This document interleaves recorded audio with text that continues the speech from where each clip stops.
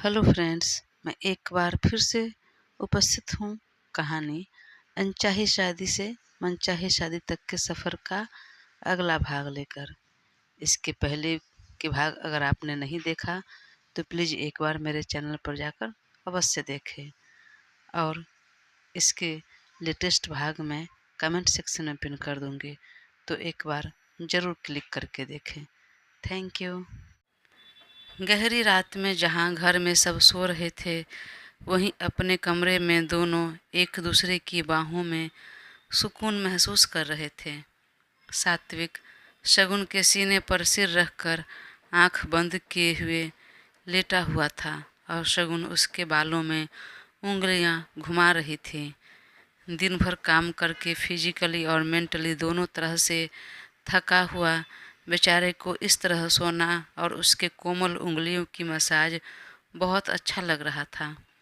बहुत सुकून मिल रहा था और अब तक उसकी आंख लगने लगी थी। तभी अचानक ही शगुन के दिमाग में कुछ ख्याल आया और उसने अपना हाथ हटा लिया, मसाज करना बंद कर दिया। आंख बंद के ही सात्विक ने कहा, क्यों रुक गई बेबी, करो ना, अच्छा लग रहा है, नींद आ रही थी मुझे। परंतु शगुन ने उसका सिर पकड़कर उठाया और मुंह बनाकर थोड़ा गुस्से में उसकी आंखों में घूर कर देखा। तो सात्विक ने भी चौंक कर सवाल भरी नज़रों से देखा। कमरे में डीम लाइट ऑन थी तो दोनों एक दूसरे को अच्छे से देख सकते थे। क्या हुआ, ऐसे घूर कर क्यों देख रही हो और अचानक क्यों नाराज हो गई? मैं बहुत गुस्सा हूँ तुमसे। आई नो बेबी, अब आगे बोलो। तुम्हें ऐसा क्यों लगा कि मैंने यह सब कुछ किया है और तुमने मुझ पर यकीन क्यों नहीं किया? मुझे इतना सब सुना दिया, यहाँ तक कि मायके जाने को भी कह दिया। ऐसे कैसे कह सकते हो तुम? मैं तुमसे प्यार करती हूँ, तुम मेरे हो, तो भला मैं तुम्हारा बुरा क्यों चाहूँगी? और तुम भी मुझसे प्यार करते हो, तो मुझ पर थोड़ा भी विश्वास क्यों नहीं किया? सात्विक की नींद अब गायब हो चुकी थी और वह उसकी सारी बातें सुन रहा था चुपचाप। जब उसे बोलकर हो गया, वह चुप हो गई तो वह उसके सीने पर ही अपनी ठुड्डी टिका ली और उसकी आंखों में देखते हुए कहा, जितना तुम प्यार करती हो ना, मैं भी उतना ही प्यार तुमसे करता हूँ, या कहूँ तो उससे कहीं ज़्यादा, इतना ज़्यादा कि मैं एक्सप्लेन नहीं कर पाऊँगा। और रही बात भरोसे की, यकीन की, तो मुझे तुम पर पूरा भरोसा है, खुद से कहीं ज़्यादा। और मैं यह अच्छी तरह से जानता हूँ कि तुमने कुछ भी नहीं किया, इसमें तुम्हारी कोई गलती नहीं, तुम ऐसा कभी नहीं कर सकती हो। लेकिन फिर भी मैं तुम पर नाराज़ हो गया, अपना सारा गुस्सा निकाल दिया। लेकिन इसके पीछे का रीज़न भी तो सुनो। सोचो ना बेबी, इतनी मेहनत करने के बाद ऐन वक्त पर जब ऐसा हादसा हो जाए तो इंसान के ऊपर क्या बीतेगी, क्या गुजरेगी। तो मेरी भी तो सिचुएशन समझो ना। सब कुछ अच्छे से होने के बाद भी जब लास्ट मोमेंट पर ऐसा हो जाए, ऐसी परिस्थिति आ जाए, हमारे मेहनत का फल मिलने के बजाय इंसल्ट सुनने को मिले, तो क्या सोचेगा इंसान? और मैं अपना फ्रस्ट्रेशन, गुस्सा किस पर उतारूं? जिससे हम ज़्यादा प्यार करते हैं उसी से गुस्सा भी तो होते हैं ना। ना चाहते हुए भी उस पर ही अपना फ्रस्ट्रेशन तो उतर ही जाता है। वही हुआ। तुम थोड़ा समझो ना बात को बच्चा, और मुझ पर यकीन करो, मेरा इंटेंशन ऐसा कुछ नहीं था तुम्हें सुनाने का। इसीलिए तो जब मुझे एहसास हुआ तो तुरंत मैंने आपसे कहा भी कि मैं बिल्कुल नाराज़ नहीं हूँ, और आपको इसलिए मायके आने को कहा ताकि काम के दौरान जो मुझे फ्रस्ट्रेशन हो, गुस्सा हो, वह आप पर नहीं उतरे। सिर्फ इसलिए मैं वास्तव में आपसे नाराज़ नहीं हूँ। अगर फिर भी आपको बुरा लगा तो I am really sorry baby. आज के बाद मैं कभी आपसे ऐसा कुछ नहीं कहूँगा जिससे मेरी जान को हर्ट हो, बुरा लगे, उसकी आंखों में आंसू आए। तो प्लीज़ मुझे माफ़ कीजिए, और जिस तरह मुझे सुला रही थी वैसे फिर से मुझे अपने आगोश में सुला लीजिए। बहुत थक गया हूँ, और देखो ना मुझे, मेरी हालत को। एक ही दिन में मैं आपके बिना कैसा हो गया। आपको मैं मायके जाने तो बोल दिया, पर आपके बिना मेरा मन नहीं लगा, नींद नहीं आई। पूरा घर और हमारा बेडरूम तो एकदम सूना सूना सा लग रहा था। मैं समझ गया, अच्छी तरह से मुझे एहसास हो गया कि आपके बिना अब मैं नहीं रह पाऊँगा। इसलिए तो इतनी देर रात गए भी इस तरह मैं आपके पास आ गया। शगुन भी अब नॉर्मल हो गई थी, चेहरे पर हल्की मुस्कान आ गई और नकली गुस्से में मुंह बनाकर आंखें छोटी कर देखने लगी। तो सात्विक ने उसका गाल खींचते हुए कहा, मान जाओ बेबी, गुस्सा मत करो। और मैं वाकई गुस्सा नहीं हूँ तुमसे, और तभी मुझे थोड़ा गुस्सा था तो बोल दिया, सॉरी। अब आप बोलो, मैं कैसे मनाऊँ? मैं भी गुस्सा नहीं हूँ, लेकिन आप मेरी बातों पर यकीन किया करो। यस बेबी, यकीन करूँगा मैं। तो बताओ, अब आगे से गुस्सा करोगे? हाँ करूँगा। क्यों? शगुन चौंक कर बोली, अरे मेरी जान, इकलौती तुम ही हो मेरी लाइफ में, जिससे मैं हद से ज़्यादा प्यार करता हूँ। दूसरा कोई नहीं है। तो अपने दिल की बात, दिल का गुस्सा, फ्रस्ट्रेशन उसी से तो कहूँगा ना। हाँ, काश ऐसा होता कि तुम्हारे अलावा कोई और भी रहती तो उसे जाकर बता देता। शगुन ने हौले से उसके बाइसेप्स पर मार दिया। ऐसा कभी सोचना भी मत, वरना बुरा हाल कर दूंगी मैं तुम्हारा भी, और जो तुम्हारी लाइफ में आएगी उसका भी। सात्विक ने प्यार से उसका नाक खींचते हुए कहा, अरे मजाक कर रहा हूँ यार, इतनी छोटी बातों में इतना सीरियस क्यों हो जाती हो? वह तुम्हारे लिए छोटी बात होगी, पर मेरे लिए नहीं। मैं सच बोल रही हूँ। ठीक है, अब नहीं बोलूँगा। और चलो अब सो जाते हैं, 2:30 बज गया है। सुबह आपको कॉलेज भी जाना है और मुझे ऑफिस। जब आप उठना तो मुझे भी उठा देना, हम एक साथ निकल जाएंगे। आपको छोड़ते हुए मैं यहीं से ऑफिस निकल जाऊंगा। बोलकर एक बार फिर अपना सिर उसके सीने पर रख दिया और शगुन उसके बालों में उंगलियां फिराने लगी। सात्विक को बहुत अच्छा लगा। बच्चे ऐसे ही करते रहना, सर बहुत भारी लग रहा है और अब मुझे नींद आ रही है। अच्छा ठीक है, रुको, उठो तुम। अब क्या है, क्यों उठूं? अरे उठो ना। नहीं, नहीं उठकर बैठना, मुझे इसी तरह सोना है। प्लीज़ अपनी बाहों में अच्छे से सुला लो मुझे। हाँ सुलाती हूँ, तुम उठो।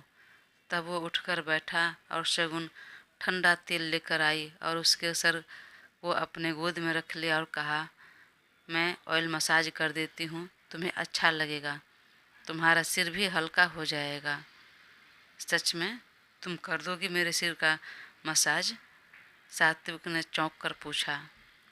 अरे हाँ, तुम अपना सिर रखो मेरे गोद में और अब अपना मुंह बंद रखो, फालतू की बकवास मत करो, मुझे भी सोना है।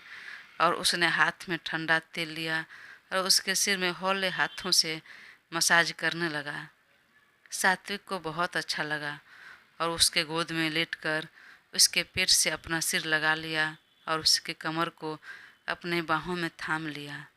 कुछ देर तक मसाज करने पर उसे नींद आ गई। उसकी सांस जब गहरी हो गई तब शगुन उसे लिए ही बेड पर लेट गई और अपना सिर उसके सीने पर रखकर कंबल अपने ऊपर खींचकर दोनों सो गए।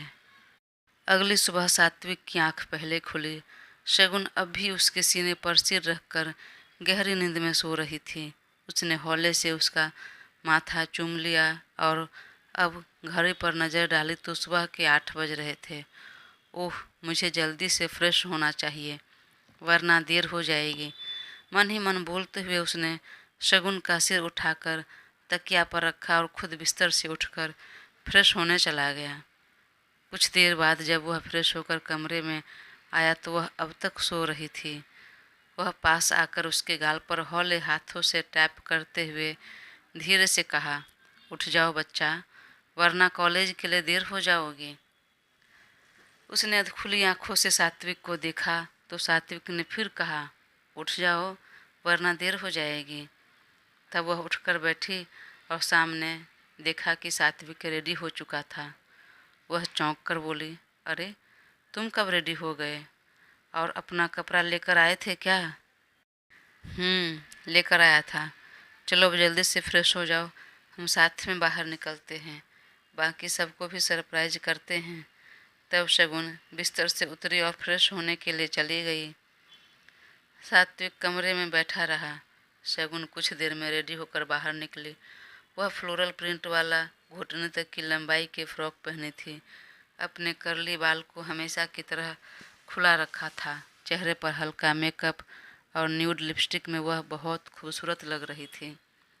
सात्विक ने उसे देखा तो थूक निगलते हुए कहा, तुम अच्छी तरह से जानते हो अभी कुछ नहीं करना है, इसलिए जानबूझकर तुम इस तरह मेरे सामने आती हो, मेरा दिल जलाने के लिए, है ना?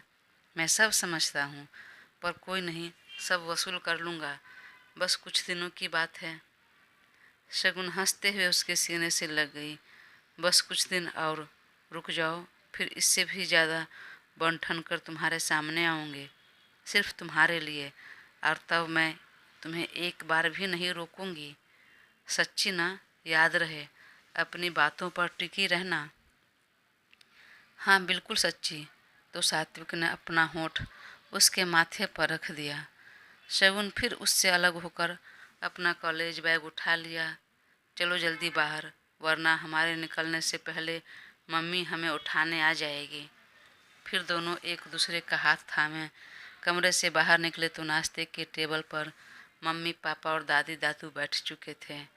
दोनों निकलकर एक साथ गुड मॉर्निंग कहा, सबको विश किया तो सबने उसकी तरफ देखा और एक साथ सबने पूछ लिया, अरे सात्विक बेटा, तुम कब आए? हमें पता ही नहीं चला। देर रात को आया पापा। ओके, तो फिर तुम्हारी कार कहाँ है? बेचारा अब क्या बोले, एक पल के लिए सकपका गया। फिर कहा, पापा कार ड्राइवर लेकर चला गया रात को ही। तो ठीक है, चलो आओ बैठो, नाश्ता करो, अब ऑफिस यहीं से जाना, मैं ड्रॉप कर देता हूँ। नहीं पापा, मैं शगुन के साथ चला जाता हूँ, मैं इसे कॉलेज ड्रॉप कर दूँगा और फिर मैं ऑफिस चला जाऊँगा। हाँ यह ठीक है। फिर सबने एक साथ नाश्ता किया। नाश्ता के दौरान अमित जी उसके साथ बात करते रहे, घर परिवार से लेकर बिजनेस के बारे में और शगुन की पढ़ाई को भी लेकर। कुछ देर में सबका नाश्ता ख़त्म हुआ। अपने अपने काम पर सब निकले और सात्विक शगुन के साथ कार में बैठकर भी ऑफिस के लिए चला। रास्ते में दोनों इधर उधर की बातें करते रहे। इसी बीच शगुन ने एक बार भी तृप्ति का जिक्र नहीं किया और ना ही सात्विक ने कुछ बोला। कुछ देर में वह कॉलेज पहुंच गई और वह कार से उतरने लगी तो सात्विक ने कहा, बेबी तुम किसी के साथ घर मत जाना, मैं ड्राइवर को भेजूंगा कार लेकर, तब चले जाना।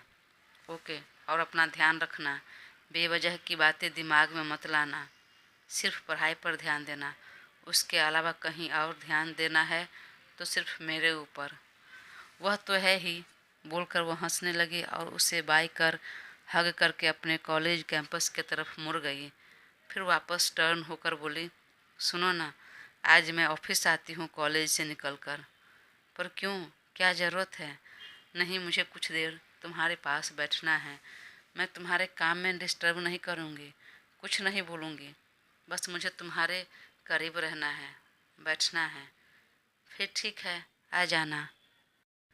और तब दोनों ने एक दूसरे को बाय किया। शगुन अपने कॉलेज के अंदर गई और सात्विक ऑफिस के लिए निकल गया।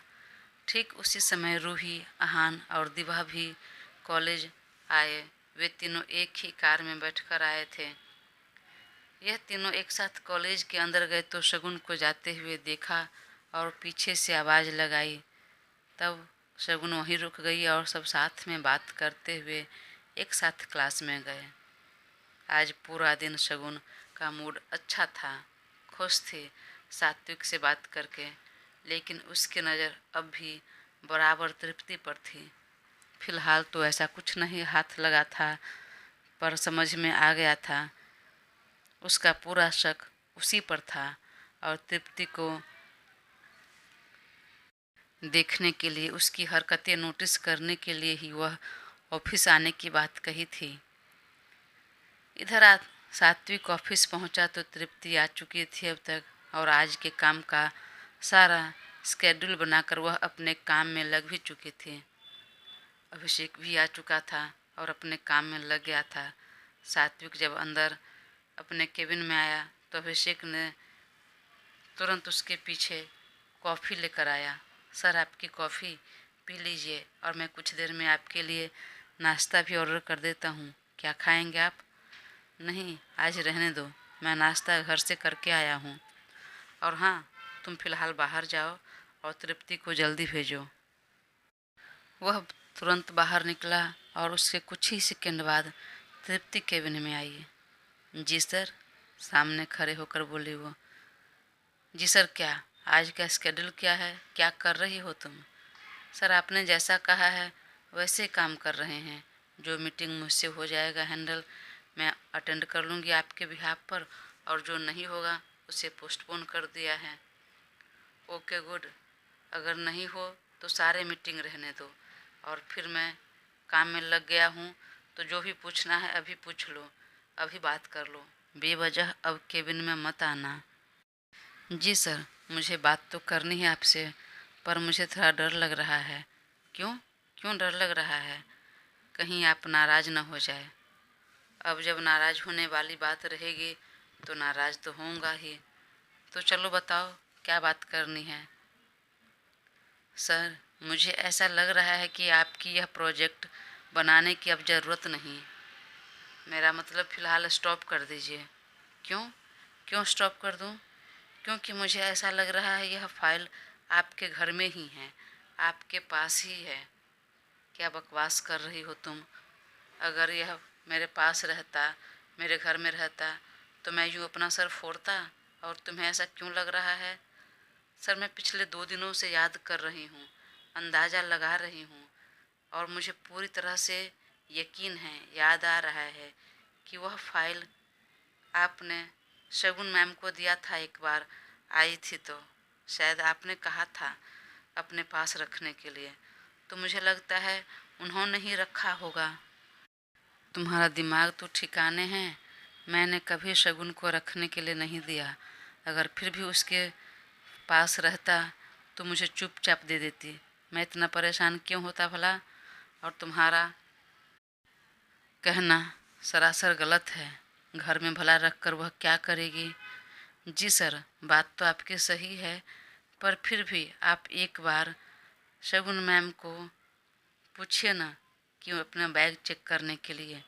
मुझे थोड़ा थोड़ा याद आ रहा है कि हो न हो शायद फाइल मैम के पास ही हो, कहीं बैग में किसी कोने में घुस गया होगा। मुझे अच्छी तरह से याद है मैम एक बार अपने बैग में रख रही थी। सात्विक को बेहद गुस्सा आने लगा, पर वह सामान्य रहा और कहा, जाओ, चुपचाप अपने काम में लग जाओ और मुझे अपना काम करने दो। बेवजह की एडवाइस देने की ज़रूरत नहीं है। और तुरंत सात्विक लैपटॉप में नज़र गड़ा लिया और तृप्ति एक कुटिल मुस्कान लिए केबिन से बाहर निकल गई। दोपहर में कॉलेज छूटने से पहले ही सात्विक ने अभिषेक को कार लेकर भेज दिया शगुन को लाने के लिए, तो अभिषेक चला गया। इधर उसके आने से पहले ही सात्विक ने तृप्ति को अपने केबिन में बुलाया और शगुन के पसंद का लंच ऑर्डर करवा लिया। कुछ देर में ऑर्डर आया तो तृप्ति ही लंच लेकर केबिन में आई। सर, आपका लंच आ गया है। Okay, thank you so much Tripti. Please तुम ज़रा टेबल पर लगा दो ना, हम साथ में लंच कर लेंगे। सुनकर तो तृप्ति के खुशी का ठिकाना नहीं रहा। उसे लगा वह उसकी बात कर रहा है। वह अभी कुछ बोलने लगी, लेकिन उससे पहले ही सात्विक ने कहा, शगुन कॉलेज से आ रही होगी, हम दोनों साथ में ही लंच कर लेंगे। वह इधर ही आ रही है। सुनते ही अब उसके गुस्से का ठिकाना नहीं रहा। गुस्से के मारे उसके होंठ का एक कोना ऊपर उठ गया और मन ही मन बोली, जितना भी प्यार करना है, जताना है, आज भर के लिए। इसके बाद से हमेशा हमेशा के लिए दोनों के रास्ते अलग होने वाले हैं और तुम हमेशा के लिए मेरे होने वाले हो, नो प्रॉब्लम। आज जो भी होगा उसके बाद मेरी बातों पर, मुझ पर आँख और कान दोनों बंद कर तुम भरोसा करोगे। अरे क्या हुआ, क्या सोचने लगी तृप्ति? कुछ नहीं सर, यह तो बहुत अच्छी बात है, पर प्लीज़ सर, मैं रिक्वेस्ट कर रही हूँ, एक बार मैम का बैग चेक कर लीजिएगा। कहीं वह फाइल हो तो आपकी मेहनत बच जाएगी। दिन रात इतना मेहनत कर रहे हैं, देखा नहीं जा रहा है मुझसे। मेरे लिए जो तुम्हारा कंसर्न है बिल्कुल ठीक है, लेकिन ऐसा कुछ नहीं होगा। मुझे दिन रात मेहनत करनी होगी। उसके बैग में कहाँ से आ जाएगा? कोई जादू तो नहीं चलेगा, और बैग में रहेगा ही नहीं तो बेवजह वह दुखी होगी। तो जाने दो। ठीक है सर, जो आपको ठीक लगे, बोलकर तृप्ति ने टेबल पर खाना रखा और केबिन से बाहर निकल गई। एक तिरछी नज़र सात्विक पर डालते हुए वह बाहर निकली और तभी कंधे पर बैग लिए शगुन केबिन में आई। Hello my love. आय हाय मेरी जान आ गई। चलो जल्दी से बैग रखो और फ्रेश होकर आ जाओ। हमने लंच मंगा लिया है, साथ में कर लेते हैं। बहुत भूख लगी है मुझे। लेकिन वह उसके गोद में बैठ गई और गर्दन में अपनी बाह लपेट दी और कहा, लंच के लिए थैंक यू, पर लंच से पहले अपनी बीवी को थोड़ा प्यार तो करना बनता है ना। खाने से ज़्यादा मुझे आपके प्यार की क्रेविंग हो रही है, भूख लगी है। वह तो मुझे भी लगी है। तो फिर ठीक है, चलो बीच में जो आपकी शर्त है उसे तोड़ो और अपने प्राइवेट रूम में चलो। पहले आपके प्यार की भूख ही मिटा देता हूँ। वह तुरंत उसके कंधे पर धीरे से मारते हुए कहा, बहुत गंदे हो तुम। मैं कहती कुछ और हूँ और तुम समझते कुछ और है। मैंने वही समझा जो आपने कहा। चलो जाओ, तुमसे बहस करना ही बेकार है। मैं फ्रेश होने जा रही हूँ। बोलकर वह मुंह हाथ धोने चली गई फ्रेश होने के लिए। तभी शगुन ने बाथरूम से आवाज़ लगाई, सात्विक मेरे बैग में देखना जरा, मेरा ईयरपॉड है क्या या नहीं। मुझे लगता है कार में छूट गई, या नहीं तो रूही के बैग में चला गया। वह लेकर चली गई। एक बार देखो ना बेबी। हाँ अभी देखता हूँ। और वह ईयरपॉड ढूंढने के लिए उसके बैग का जिप खोला तो ईयरपॉड तो नहीं मिला, लेकिन एक पेन ड्राइव उसके हाथ लग गया। वह चौंक गया उसे देखकर और उलट पलट कर देखने लगा। यह कौन सा पेन ड्राइव है और उसके बैग में क्यों है, क्यों रखा है? तभी अचानक तृप्ति की कही बातें याद आ गई और तुरंत उसे कनेक्ट कर अपने लैपटॉप पर प्ले किया। तो देखते ही वह शॉक्ड रह गया। वह वही पेन ड्राइव था जिसमें उसके डील का प्रेजेंटेशन तैयार करके रखा था। वह बेहद चौंक हो गया। अब आगे क्या होगा, क्या करेगा सात्विक शगुन के साथ, जानने के लिए अपना साथ बनाए रखें और चैनल को सब्सक्राइब कर मुझे ज़रूर सपोर्ट करें। Thank you.